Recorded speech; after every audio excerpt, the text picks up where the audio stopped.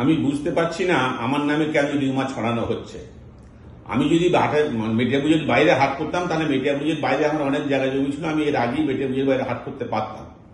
আমি সেটা কোনোদিন চাইনি যে আমাদের মেটিয়াবুজের ব্যবসা ক্ষতি হোক। আর মেটিয়াবুজেই আমরা ব্যবসা করছি, আমাদের গার্মেন্টসের ব্যবসা, হাটেরও ব্যবসা আছে। তা আমরা অন্তত চাইবো না যে মেটিয়াবুজের ব্যবসার ক্ষতি হোক, এই ধরনের কোনো চিন্তা করিনি বা ভবিষ্যতেও কোনো এইরকম ধরনের আমাদের কোনো ইচ্ছাও নেই যে মেটিয়াবুজের বাইরে গিয়ে কোনো হাটফাট করবো। আর এখন ইদানিং করে দেখছি এই আইআরসি হাট নিয়ে আমার নামে রিউমার ছড়ানো হচ্ছে।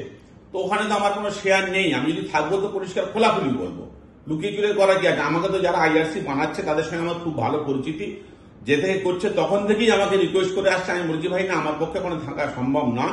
এবার আমাদের ইনভাইট করেছিল, আমরা দেখতে গেছি সন্ধ্যেবেলায়, সেখানে আমরা দেখেছি সে ছবি তুলেছে, ছবি দিয়েছে। তো তার মানে এই নয় যে আমি হাটে শেয়ার হয়ে গেলাম। আমার হাটে কোনো শেয়ার নেই, ওই হাটের সঙ্গে আমি কোনো জড়িতও না। আমি এটা ক্লিয়ার করে দিতে চাই যে ওই হাটের সঙ্গে আমার কোনো জড়িত না, এবং আমার যদি কোনো মেটিয়াবুজের বাইরে হাট করার ইচ্ছে থাকতো তাহলে আমি এর আগেই করতে পারতাম।